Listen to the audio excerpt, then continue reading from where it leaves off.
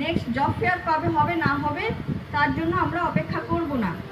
এই জব ফেয়ারটা আপনাকে সম্ভাবনাগুলো দেখিয়ে দিল, আপনাকে আপনার দক্ষতা আপনি কোথায় কাজে লাগাতে পারেন, কিভাবে কাজে লাগাতে পারেন, কারা কারা এই সেক্টরে, আপনি যেই বিষয়ে দক্ষ এই সেক্টরে কারা কারা কাজ করে একটি আভাস মাত্র দিয়েছে।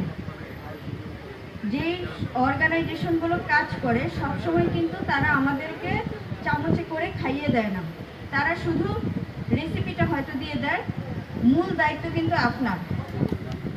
আপনাকে মনে রাখতে হবে যে আপনার মাথা আপনারই ব্যথা, সুতরাং আপনাকেই তৈরি হতে হবে এই পৃথিবীতে এক্সিস্ট করার জন্য। সেটার জন্য অন্যান্য সরকারি বেসরকারি এনজিও যারা আছেন তারা আপনাকে শুধু পথটা দেখিয়ে দেন, কিন্তু সেই পথে চলার যোগ্যতা নিয়ে সেই পথে চলতে পারাটা সেটা আপনাকেই করতে হবে।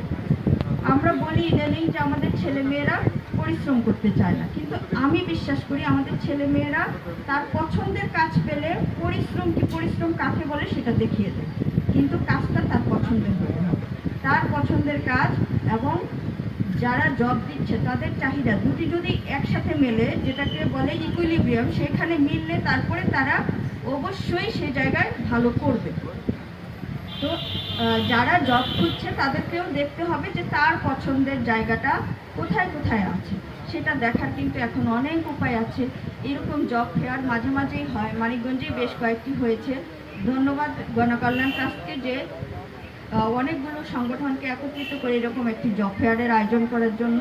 তো এই জব ফেয়ারগুলোতে চোখ রাখার সাথে একটুখানি অন্য দিকে একটু আমাদের বিভিন্ন ওয়েব পোর্টাল আছে, তারপরে সরকারি বেসরকারি যারা অর্গানাইজেশন আছে তাদের নিজস্ব ওয়েব পোর্টালগুলো আছে, সব দেখে শুনে আমি বিশ্বাস করি যে তোমরা অবশ্যই তোমাদের পছন্দের জায়গাটি খুঁজে পাবে এবং সেজন্য যেই দক্ষতা প্রয়োজন সেই দক্ষতা অর্জন করবে।